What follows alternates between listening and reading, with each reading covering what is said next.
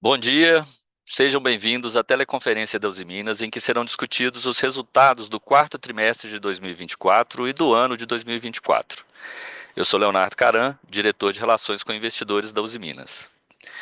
To those who want to follow us in English, a free translation of the webcast presentation is available on the Usiminas IR website. We also have an interpreter for simultaneous translation. Please choose the sound channel on the icon at the bottom of your Zoom screen.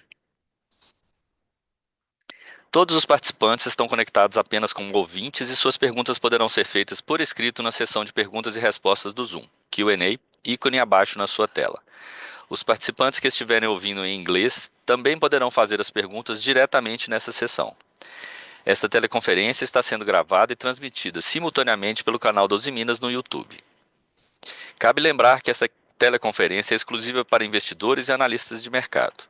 Solicitamos que se identifiquem para que sua pergunta possa ser respondida. Solicitamos também que eventuais perguntas por parte dos jornalistas sejam encaminhadas a relações com a mídia da Usiminas pelo e-mail imprensa@usiminas.com. Antes de prosseguir, gostaríamos de esclarecer que eventuais declarações que possam ser feitas durante esta teleconferência, relativas às perspectivas dos negócios da companhia, bem como projeções, metas operacionais e financeiras relativas ao seu potencial de crescimento, constituem previsões baseadas nas expectativas da administração em relação ao futuro da Usiminas.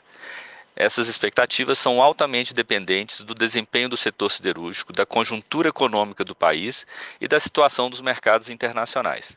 Portanto, estão sujeitas a alterações. Conosco hoje se encontra o nosso presidente, Marcelo Chara, o vice-presidente de Finanças e Relações com Investidores, Tiago Rodrigues, e o vice-presidente comercial, Miguel Gomes. Inicialmente, o Marcelo fará algumas considerações, e em seguida o Tiago apresentará os resultados. Depois, as perguntas formuladas na sessão de Q&A serão respondidas. Agora eu passo a palavra para o Marcelo. Por favor, Marcelo.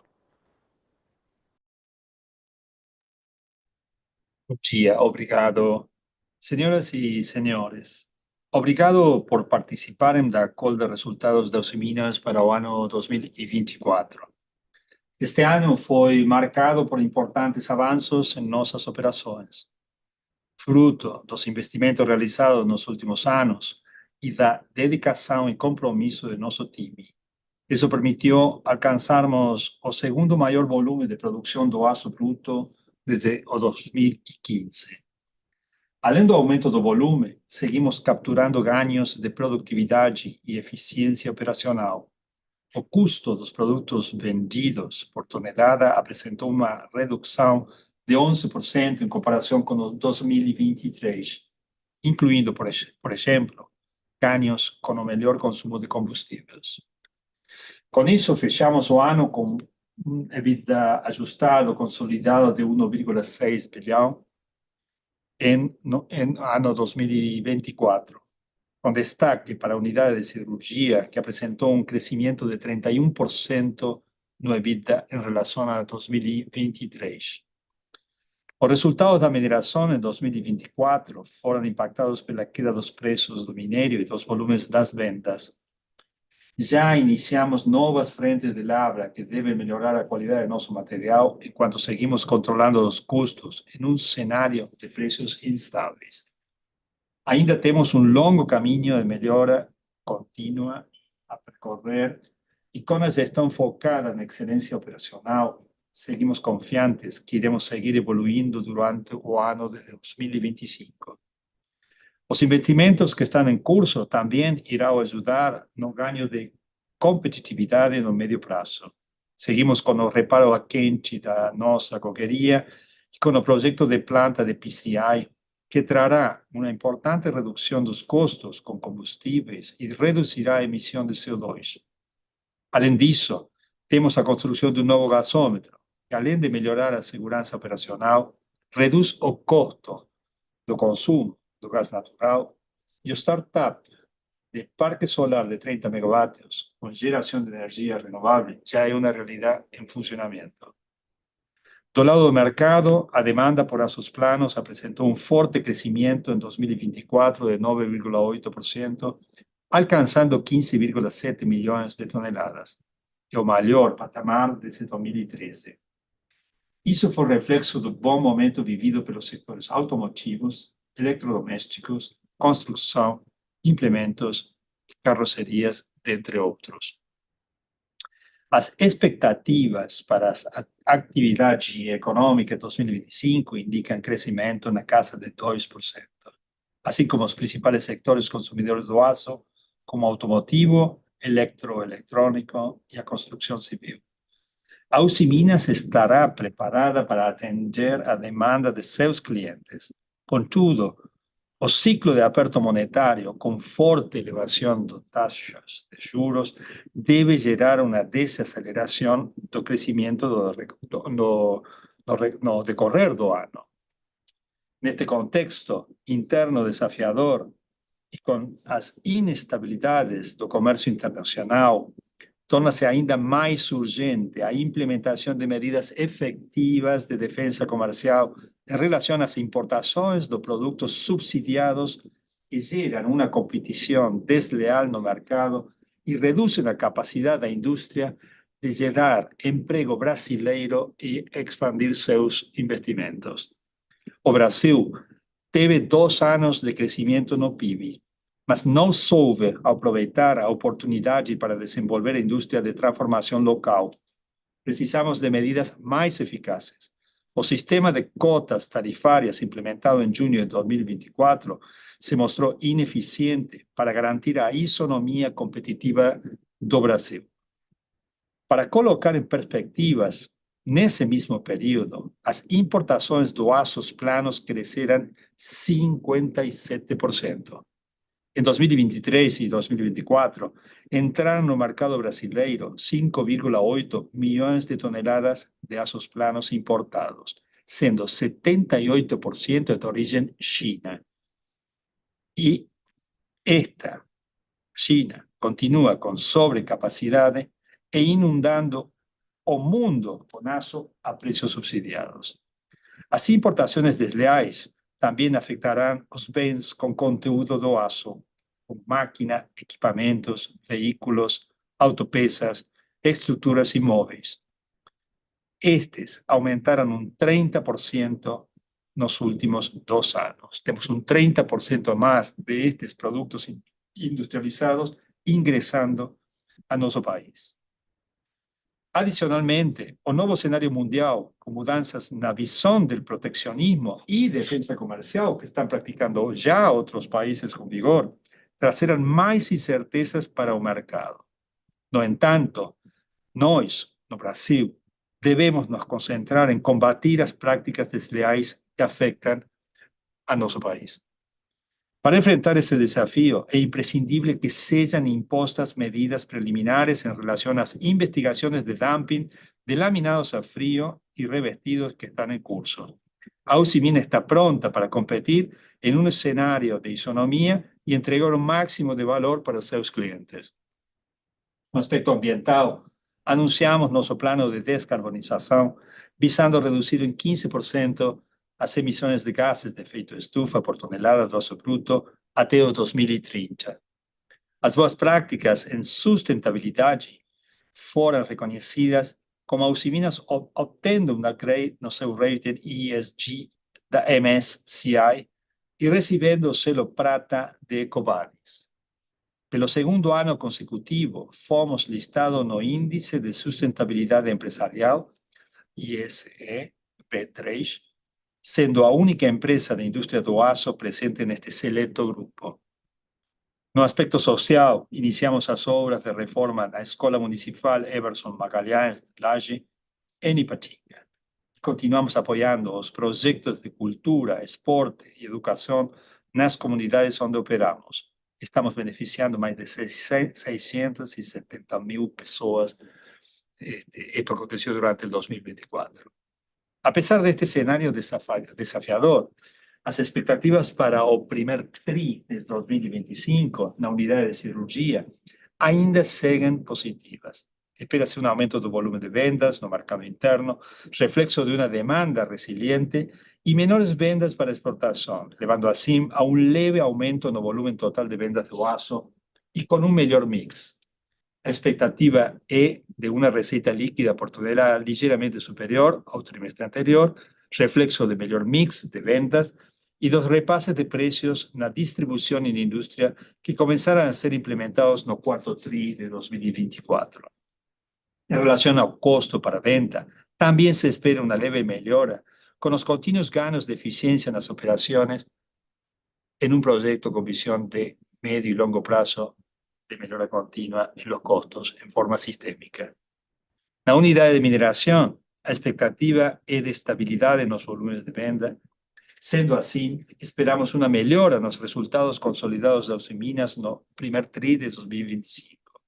Gostaria de encerrar agradecendo ao empenho e comprometimento de todos nossos colaboradores em cada uma de nossas unidades, assim como aos nossos clientes e comunidade pela confiança.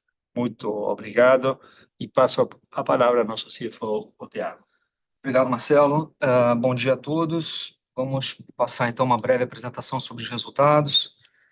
Depois nós abrimos para Q&A. Começamos com os principais destaques do ano 2024. Na siderurgia, tivemos um aumento de 8% nas vendas para o mercado interno e uma redução de 11% nos custos de venda, que compensou os piores preços de mercado em 2024 na comparação com 2023. Essa redução do CPV foi o principal fator, né, que gerou aí uma melhora dos resultados, que apresentou um aumento expressivo de 31% no EBITDA ajustado na unidade de siderurgia. No consolidado, fechamos o ano com EBITDA de 1,6 bi, um índice de alavancagem em um patamar saudável de 0,58. Em 2024, também iniciamos um trabalho para alongamento da dívida, com uma emissão de debêntures no mercado local de 1,8 bilhão de reais. E, recentemente, em janeiro, concluímos a emissão de $500 milhões no mercado externo, as duas emissões com o objetivo de amortizar a dívida com vencimento em 2026 e aumentar a duration da dívida. Seguindo para o próximo slide, ainda em relação aos resultados do ano, tivemos um aumento de 6% nas vendas totais de aço, totalizando aí 4,3 milhões de toneladas, que foi o melhor volume, o maior volume desde 2021. Já na mineração, tivemos uma redução, né, do volume de produção e de vendas, totalizando 8,5 milhões de toneladas. A melhora significativa nos resultados da siderurgia não foi suficiente para compensar a redução que a gente teve na mineração, que foi impactada pelos menores preços do minério, e assim o EBITDA ajustado consolidado somou 1,6 bi, com uma margem de 6%, estável em relação a 2023. O lucro líquido anual somou apenas 3 milhões de reais e teve aí um forte impacto da desvalorização do câmbio sobre os nossos passivos em dólares. Agora, indo para o resultado trimestral, ainda a nível consolidado, tivemos uma redução da receita líquida de 5% no trimestre, fechando aí com 6,5 bilhões, reflexo dos melhores volumes de venda na siderurgia, enquanto na mineração a receita se manteve estável. O EBITDA ajustado manteve a trajetória do trimestre anterior e apresentou um crescimento de 22%, chegando a 518 milhões de reais, com uma melhora da margem de 2 pontos percentuais, alcançando 8%, com uma maior contribuição da unidade de mineração, que a gente vai ver daqui a pouco. Já o resultado líquido foi impactado pela desvalorização cambial no período e ficou negativo em 117 milhões de reais. No próximo slide, a gente vê os resultados da siderurgia no quarto tri. O volume de vendas foi de 1.057.000 toneladas e, como já era esperado pela sazonalidade do período, teve uma redução em relação ao trimestre anterior, mas com um aumento de 5% no volume de venda para o mercado interno, quando comparado com o mesmo período de 2023, mostrando aí como a demanda estava aquecida. A receita líquida de 5.840 milhões de reais, a receita por tonelada no mercado interno subindo 1,2%, principalmente pelo melhor mix de vendas. Já no mercado externo, o pior mix fez com que a receita por tonelada total apresentasse estabilidade. O EBITDA ajustado foi de 366 milhões no período, e mesmo com os menores volumes de venda, a margem se manteve estável em 6,3%. Agora, no próximo slide, a gente mostra aí as variações dos resultados do terceiro trimestre para o quarto tri. As reduções vieram por menores volumes de vendas, como já mencionado, tiveram um impacto de 21 milhões de reais, e 32 milhões de reais vieram de outras receitas e despesas, principalmente pelo reconhecimento de uma receita não recorrente de 29 milhões no trimestre anterior, referente à decisão judicial sobre o terço de férias.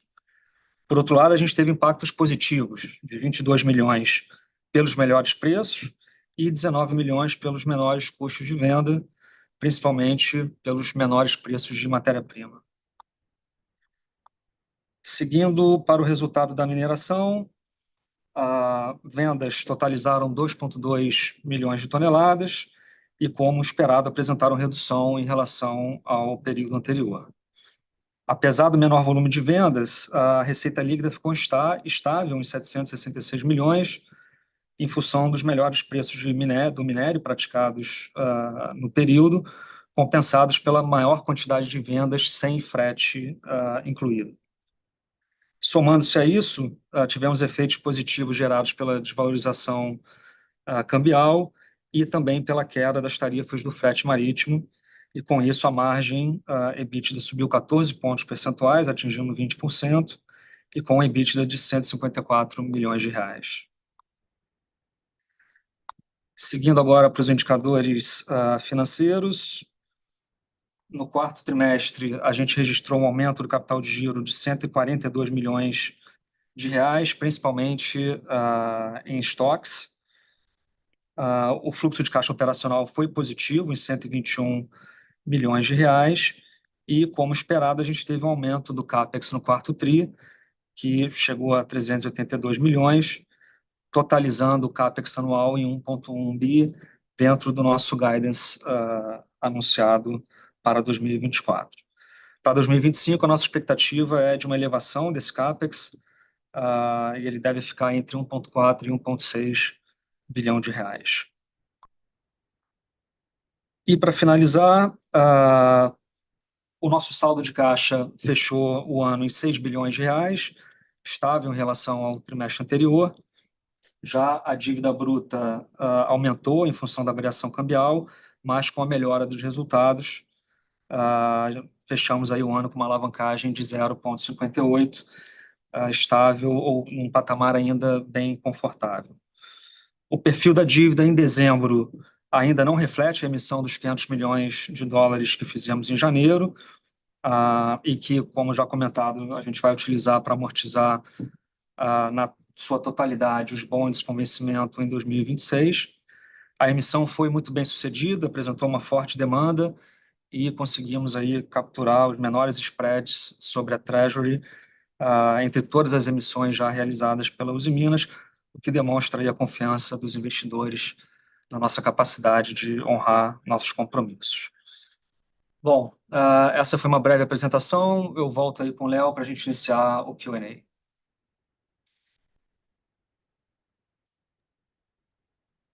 Obrigado, Thiago. Começamos então agora a nossa sessão de perguntas e respostas.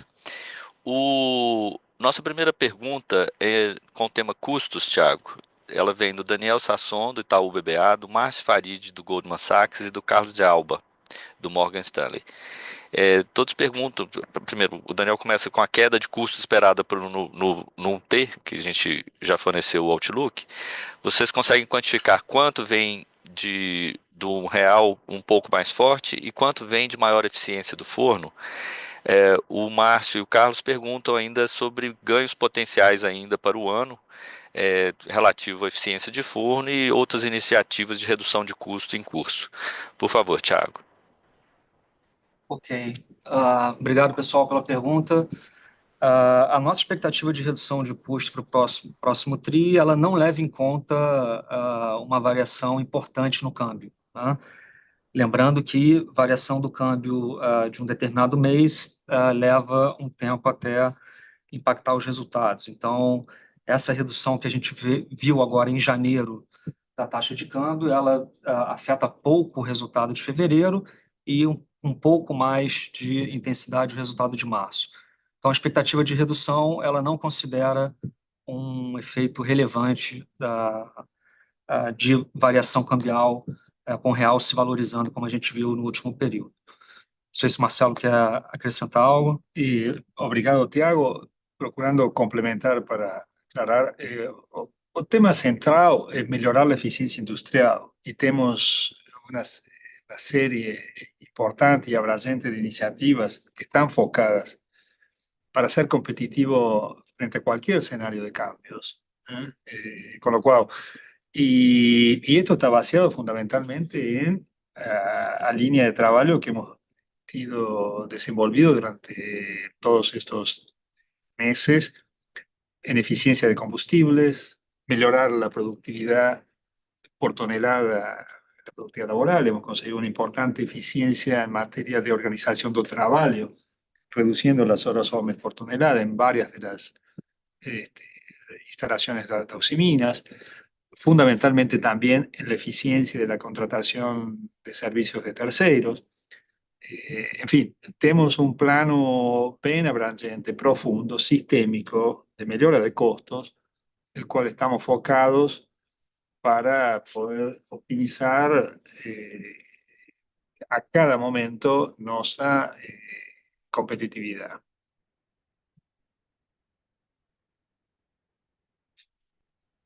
Obrigado, Marcelo. Ainda no tema custos, o pessoal está querendo um pouco mais de cor, Thiago, em relação ao câmbio. O Guilherme Nippes, da XP, e o Ricardo Monegaglia, do Safra, eles perguntam, o Guilherme começa falando vimos o câmbio oscilar bastante desde o final do ano passado, mas gostaria de entender se contabilmente daria para esperar mais queda de custo por matéria-prima no primeiro TRI de 25. E se o câmbio nesse nível atual deixaria de atrapalhar como aconteceu no quarto trimestre. E o Ricardo completa perguntando qual o câmbio, né, utilizado para essa queda de custo anunciada no 1T25. E qual que é o lag esperado para esse repasse de câmbio ao custo das matérias-primas em dólar. Tiago, por favor. Ahí antes de dar la palabra a Tiago, aclarando, la ecuación de costos de las industrias siderúrgicas son variables bastante conocidas, donde un importante porcentaje tiene efecto dólar, fundamentalmente por carga metálica o carbón, digamos, ¿no? Esto compone en las industrias una media entre 60 y 75% de los costos. Eh, digamos, hay dos efectos claros en esto. En materia de costos, esto para les transmitir, como hay una parte de nuestros costos que está en reais, o ter un dólar valorizado, mejora nuestra competitividad de costos para las exportaciones. Eso acontece con toda la industria de transformación. Ahora, también genera un efecto de impacto en los precios, porque como los costos son acima del 60, 65 o 70% en dólares, claramente cuando vos tenés una desvalorización de la moneda local do real, você termina pasando esos costos a más, y esto acontece no solo en la industria siderúrgica, acontece con todos los factores que tienen una fuerte influencia del dólar en su composición, ¿no? Con lo cual, aquellas variaciones o fluctuaciones de corto plazo generan algunas, digamos, alguna necesidad de acomodamiento. De precios, digamos, y obviamente tienen una serie de ajustes contables debido a que a modea funcional da Usimina o real. Más, digamos, o cambio para nosotros es un tema transitorio. Nuestro foco es ser competitivo a cualquier talla de cambio. No tenemos que preparar a Usimina, estamos preparados en Usimina para enfrentar escenarios fluctuantes con, digamos, con fortaleza en nuestra eficiencia de costos. Marcelo, só complementando, então, para atacar as outras perguntas, o efeito da variação do câmbio de um determinado mês, ele demora pelo menos um mês até afetar o resultado de forma mais efetiva. Então, A desvalorização ou a valorização do real que a gente viu em janeiro, ela pouco afeta o resultado de fevereiro e começa a afetar em março, ok? A nossa expectativa de redução de custo que a gente sinalizou, ela não leva em consideração esse efeito cambial. Ela é basicamente por ganhos de eficiência e melhoras operacionais. Então, uma eventual valorização do real, ela ajuda adicionalmente, mas o impacto nesse TRI não deveria ser tão relevante. Vamos aguardar para ver como que se desenvolve aí a taxa de câmbio nesse período. Uma outra pergunta foi em relação a preço de matéria-prima. A gente vem percebendo uma redução dos custos pelos preços de matérias-primas nos últimos trimestres. Para o próximo, a gente entende que esse efeito será mais estável, então não haverá um efeito positivo relevante em relação à redução de preços de matéria-prima comparado com o quarto tri.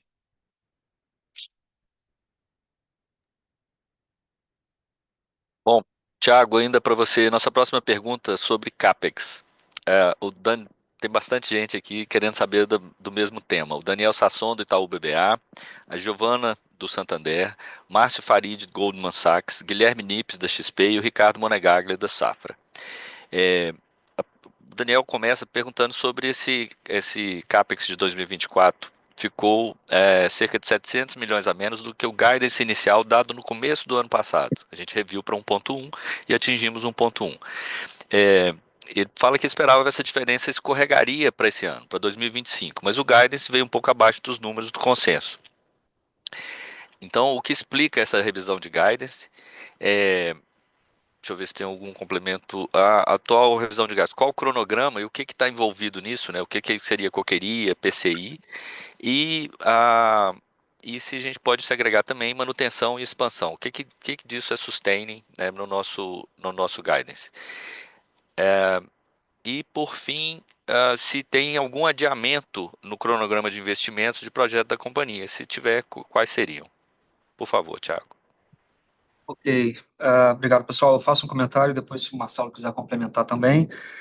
Então, o CAPEX de 2024, a redução ela se deu principalmente por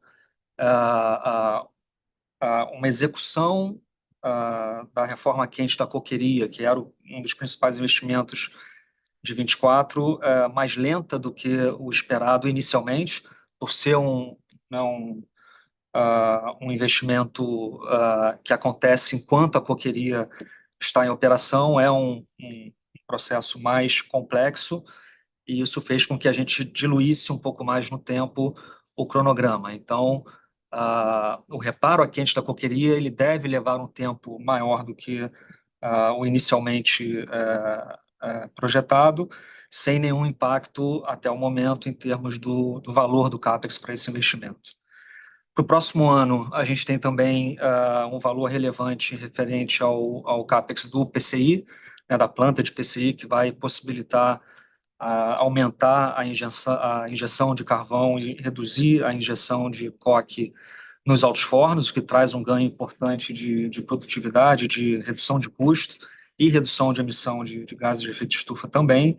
É um dos investimentos prioritários que a gente tem para 25. A gente estima o CAPEX de manutenção, de sustaining da companhia na casa de 1 bi, entre 900 e 1 bi de reais. Então, esse guidance que a gente deu para 25 de um CAPEX de até 1,6 bi, ele considera esse CAPEX de sustaining.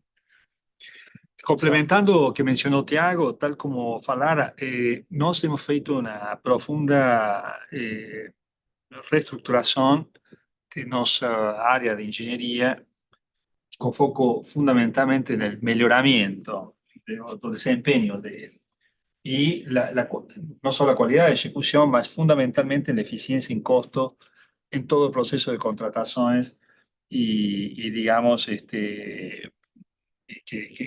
que impactó en tener algunos atrasos en los dos principales proyectos que estamos ejecutando. Hoy estamos a pleno ritmo, tanto con la reparación de la coquería, que está está funcionando y avanzando en forma alineada con nuestra programación, redefinida a comienzos del año pasado, y el proyecto de PCI está avanzando también en forma, digamos, visible. Ya comenzamos a ver varios de los equipamientos, una configuración industrial de Pachinga bien visible, y nuestra expectativa es iniciar la operación, comenzar los testes ya durante este mismo año hacia final. Y tenemos otro proyecto importante en ejecución, que o Novo Gasómetro. Todos estos proyectos permitirán mejorar la eficiencia energética, mejorar la seguridad de los procesos y mejorar nuestra competitividad, con lo cual diría que son los que concentran la mayor parte de nuestros esfuerzos. O que mencionara en materia de sustaining, así como un importante esfuerzo que estamos desenvolviendo en materia de OPEX. Nos hemos iniciado en este último año en Auximinas un ciclo de reparaciones extraordinarias sin interferir en la capacidad productiva, de características únicas en los últimos años. Estamos focados a mejorar nuestra confiabilidad, estamos interviniendo sistemas industriales para poder mejorar el desempeño ambiental, fundamentalmente, así como la productividad y la eficiencia, digamos, en varias de nuestras instalaciones llave. Este ciclo lo vamos a extender. Tenemos un plano bien detallado a 5 años para ir, digamos, incorporando automatismos, sistemas de gestión digamos, o último en tecnología, para poder obtener o máximo, digamos, desempeño, fundamentalmente en temas ambientales, así como costos, en estos próximos años. Marcelo, só complementando, não houve nenhum adiamento de investimento, então todos os investimentos que estão aprovados, eles estão em curso, e mais uma vez, o que a gente já tinha comunicado, em 2024, o principal motivo da redução do guidance que a gente tinha dado inicialmente foi pelo investimento da coqueria e o início do investimento do PCI, que está em pleno curso, como disse o Marcelo, a gente deve finalizar ainda esse ano, uma expectativa de que a gente comece a ver o benefício do efeito, né, do aumento da injeção de PCI, provavelmente no custo do início de 26. Okay? Tiago, só um complemento do Igor, da Genial. Ele pergunta como que pode mensurar esses impactos da planta de PCI mais numérico. Como ele pode mensurar esse ganho de eficiência da planta de PCI? Digamos, esto nos va a permitir prácticamente duplicar nuestras tasas de inyección en el alto forno, fundamentalmente en alto forno 3. Eso tiene un impacto significativo digamos, en el mix de combustibles. No solo reduce el nivel de emisiones, sino permite utilizar carbones de mucho más bajo costo. Y la previsión es esta, vamos prácticamente a duplicar. E substituindo o volume de coque, né, Marcelo? Então, Exactamente, eso bien aclarado por parte de Tiago. Digamos, reduce casi en forma proporcional, digamos, el uso de coque na carga. Ótimo. Nossa próxima pergunta para o Miguel é sobre exportações, Miguel. A gente tem o Edgar Souza, do Itaú, o Carlos de Alba, do Morgan Stanley, o Igor Guedes, da Genial. Eles perguntam sobre exportação. Então, o Edgar, eu vou ler aqui porque está um pouco mais textual.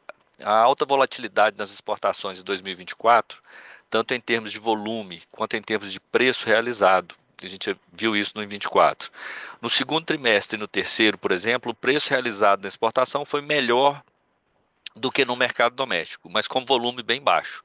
Essa tendência foi revertida no quarto trimestre, com aumento de volumes e redução de preços de exportação.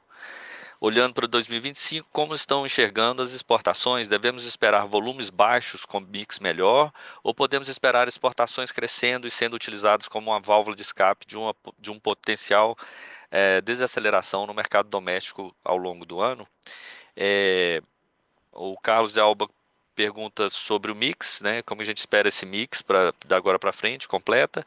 E o Igor completa também se esse direcionamento, né? Sobre o mix, o direcionamento mercado doméstico e externo, se tem alguma influência aí essa queda do dólar que estamos observando. Por favor, Miguel. Buen día, obrigado, Leo. Yo tenía saudade das preguntas de mercado, né? Mas vamos lá. Em relação às exportações, como a gente sempre falou, a Usiminas está focada no atendimento do seu mercado local, entendendo o mercado argentino como uma extensão de nosso mercado interno, principalmente para os sectores automotivos e projetos de oil and gas y energía renovable y algún otro proyecto que demande productos de valor adicionados, nos quais a Usiminas tem tido um protagonismo importante na região. Então, nossas exportações, de forma regular, estarão direcionadas para o sector automotivo argentino, para projetos de oil and gas na Argentina e na região, e esse segmento hoje está apresentando um aquecimento na demanda. Temos conseguido capitalizar e fechar o fornecimento de produto para atender oleoductos e gasoductos na Argentina, que estão começando a se desenvolver. Então, além disso, como siempre falamos, a Usiminas siempre está atento de oportunidades de exportación a mercados no regionales a cada mes.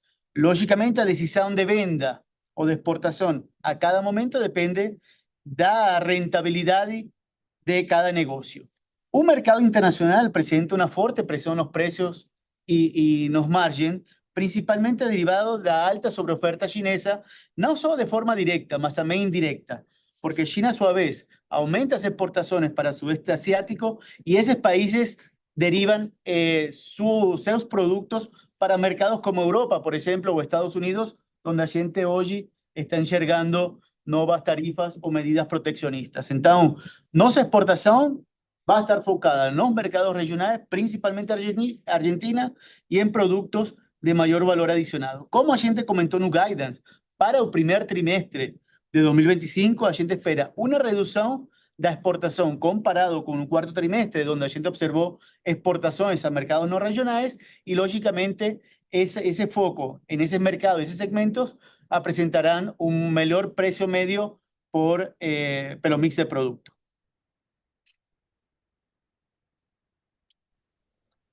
Obrigado, Miguel. Mais uma para você, Miguel. Agora sobre demanda. Aí você sentiu falta do mercado?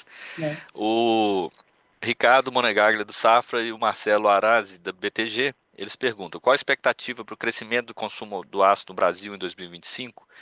E o Marcelo completa da seguinte forma: o Aço Brasil reportou uma queda de demanda aparente de 7% ano contra ano agora no início do ano.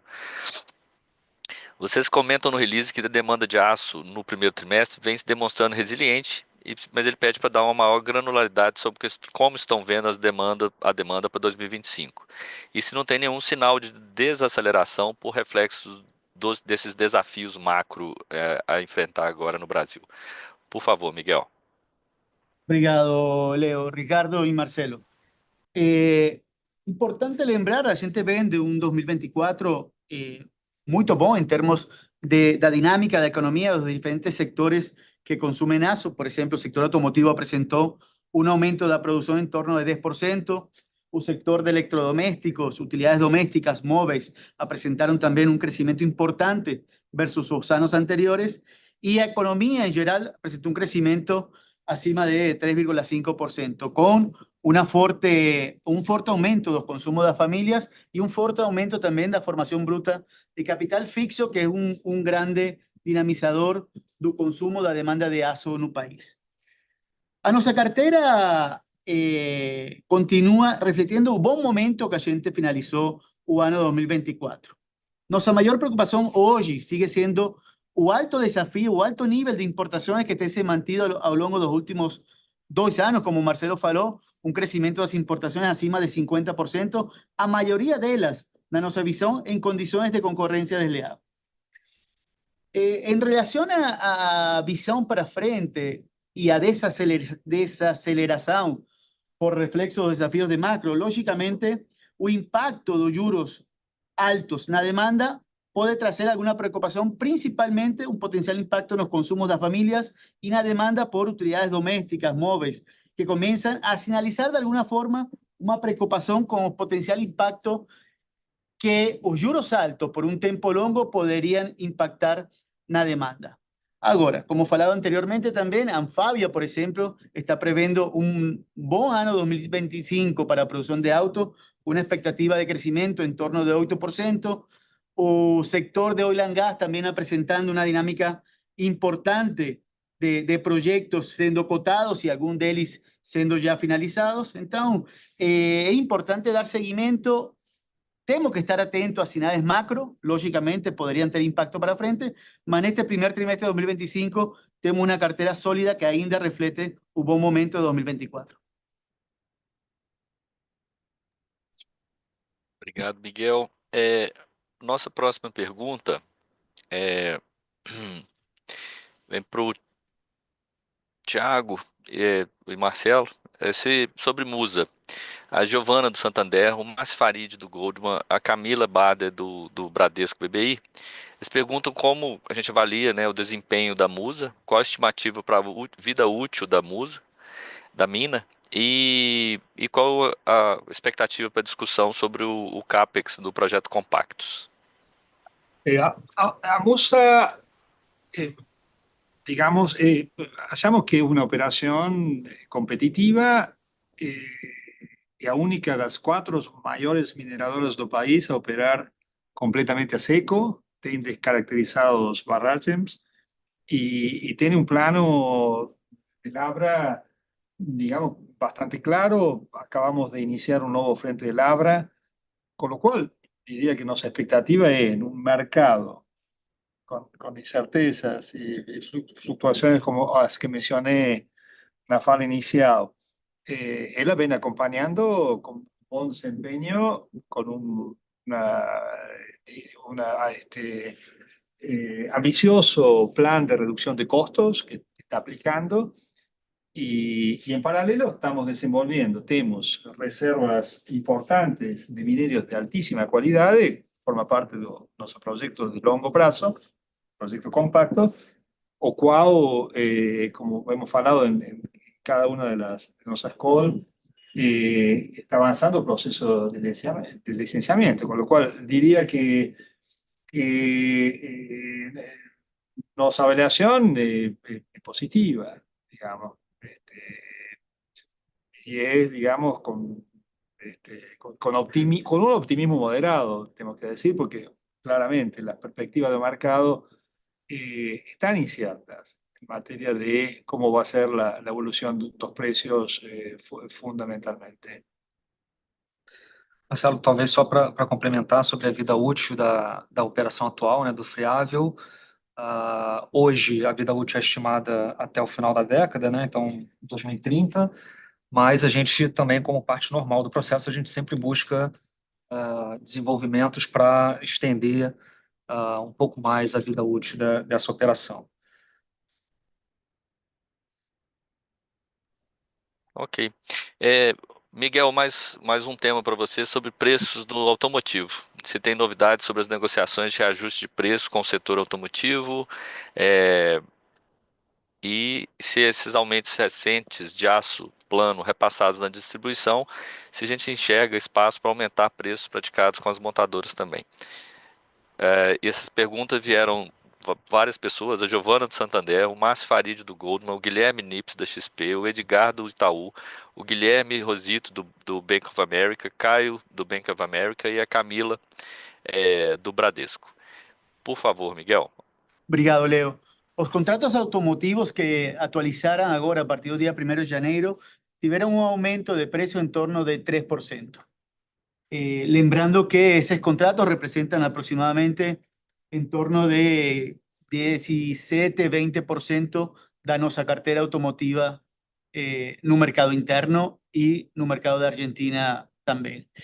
En relación a los contratos que actualizan a partir de abril, lógicamente agora están en negociaciones y nuestra expectativa sería fecharmos también esos contratos con ajustes similares a los que fueron concretizados agora nos contratos de janeiro.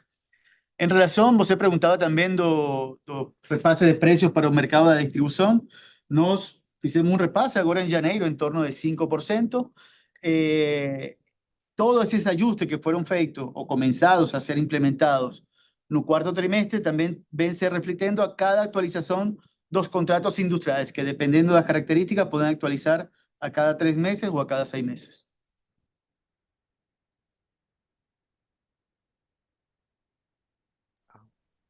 Obrigado, Miguel.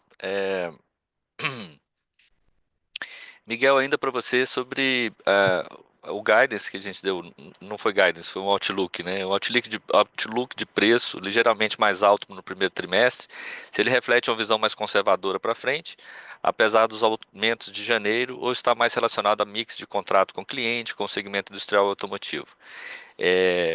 Isso foi o Ricardo. A Camila, do Bradesco, ela pergunta sobre se puder dar mais detalhes dessa magnitude, como tem sido a implementação dos aumentos. Acho que você já respondeu da vez passada, da pergunta passada. E o Guilherme, do BOFA, ele pergunta como está esse ambiente de preço e discussões eventuais aumentos. Eu acho que também. Então, seria mais esses aumentos, essa visão, se a gente estaria com uma visão mais conservadora para frente, que é a pergunta do Ricardo. Por favor, Miguel. Okay. No, como dito anteriormente, Leo, a gente fez un aumento, repasó un aumento de 5% na distribuição.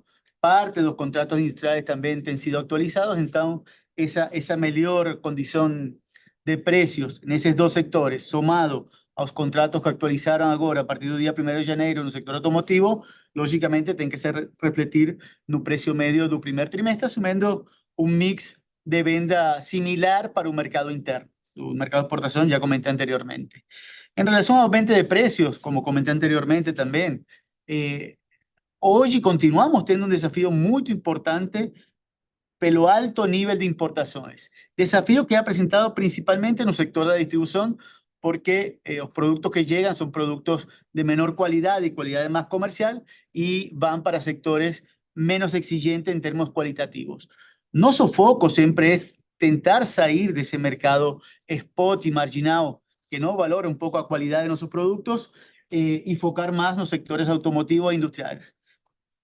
Lógicamente, mantenemos una participación y nuestro objetivo es continuar manteniendo esa participación en el sector de la distribución y ahí es donde ven el principal desafío en la distribución. Continuamos reforzando nuestras cualidades de servicio y atendimiento en ese segmento para generar una diferenciación y tentar impactar o menor posible con esa presión del lado de las importaciones, principalmente de China, en condiciones de competencia desleal para minimizar el impacto para nuestra empresa. El desafío continúa siendo grande y, como comentó Marcelo en el inicio de su fala, hoy es más urgente ainda a reacción rápida de parte de las autoridades ante esa presión fuerte y esa competencia desleal que estamos observando no Brasil nos últimos 2 anos.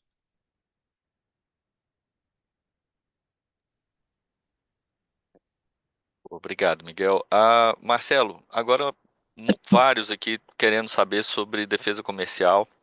Nós temos aqui a Giovana, do Santander, o Márcio Farid, do Goldman, o Guilherme Nips, da XP, a Tati Candini, do JP Morgan, o Guilherme Nips, da XP, e o Igor. Todos perguntam sobre o que esperar do regime de cota-tarifa, se ele será renovado agora, em algum momento no início do ano.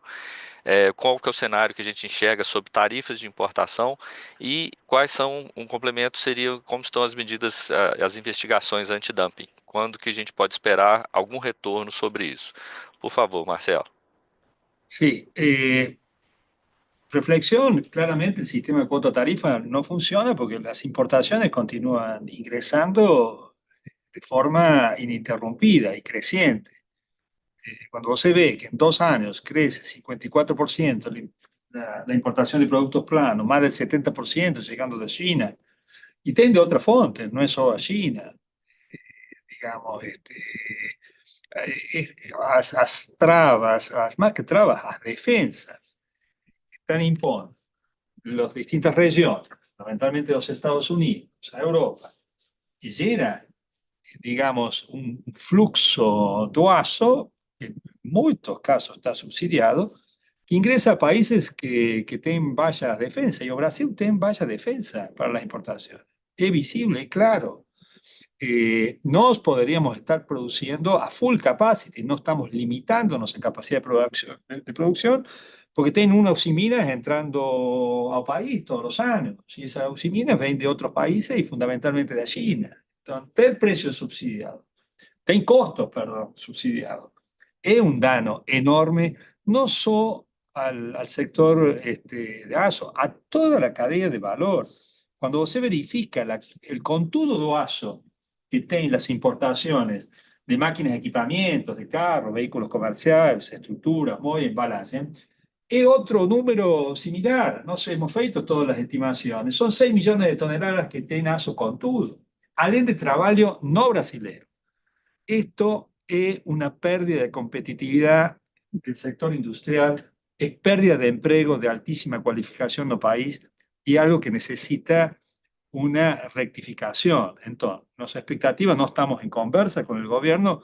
ASO Brasil está liderando, digamos, las conversas, no como miembros de ASO Brasil, son miembros del Consejo Director de ASO Brasil, participo junto con mis colegas en las conversas. Valoro la boa vontade do Ministerio de Industria y Comercio en nos oír, en ter instrumentado esta serie de medidas, más es importantísimo que en los próximos días, las próximas semanas, podamos definir medidas de ajustes que permitan, digamos, tener un resultado más eficaz en esto. Ahora, tenemos que ir con varias acciones, no es solo cuota tarifa, que como falei fue ineficaz.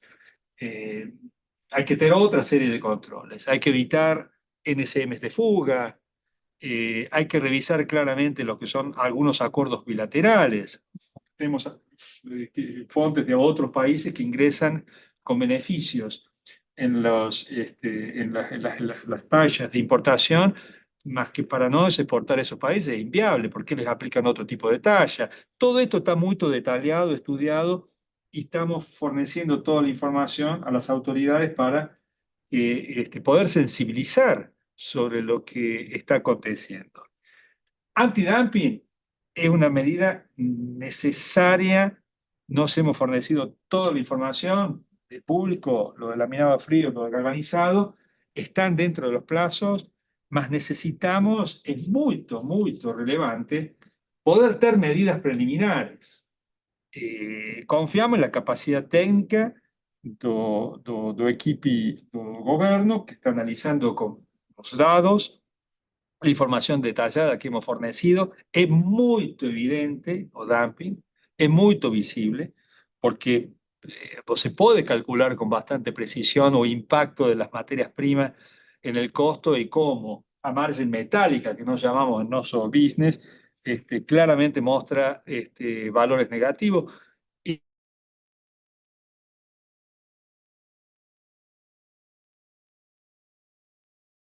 Y la expectativa es que esto pueda ser definido en los próximos días, en las próximas semanas. Si esto no acontecer, el daño al tejido industrial brasileño va a ser significativo.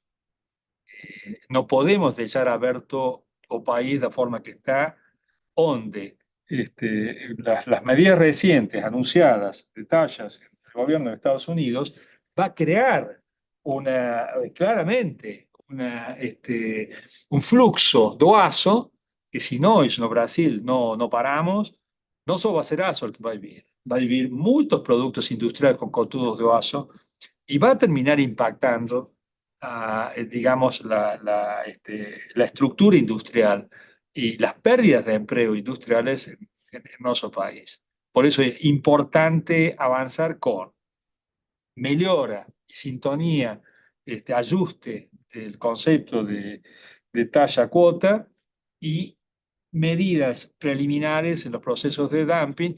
Y es también importante que los otros impactados en la cadena de valor, hemos oído la industria automotriz, es público, que están pensando en instrumentar medidas, y es importante alentar a toda la cadena de valor que faça este tipo de, digamos, de cuestionamientos para poder defender a indústria, el tecido industrial brasileiro.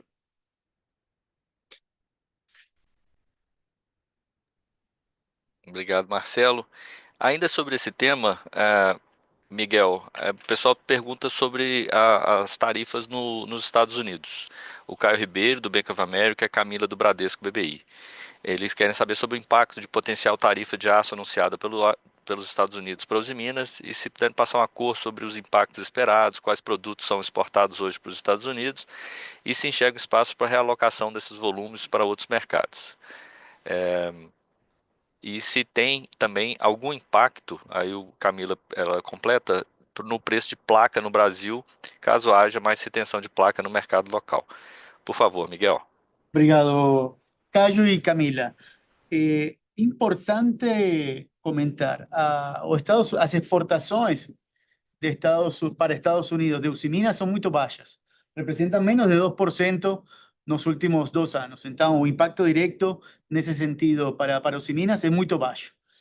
Importante también lembrar que las exportaciones de producto laminado plano desde Brasil para Estados Unidos suman en torno de 400.000 toneladas y están limitadas principalmente, o estaban limitadas hasta ahora, limitalmente por cuotas, hard cuotas definidas por los Estados Unidos desde a 232. Entonces, en ese sentido, o impacto en relación a exportaciones de producto laminado desde Brasil para Estados Unidos es muy bajo. E em relação a outra pergunta de placa, ainda é muito cedo para entender qual poderia ser o impacto no mercado de placa, tanto a nível local como internacional. Então, importante, vamos aguardar como evoluiu esse mercado, como vai ser o reacomodo, tanto de oferta e demanda, e as potenciais negociações que acontecerão, sem dúvida, entre o Brasil e os Estados Unidos nesse sentido. Obrigado, Miguel. O nosso tempo já está quase esgotando. Vamos fazer aqui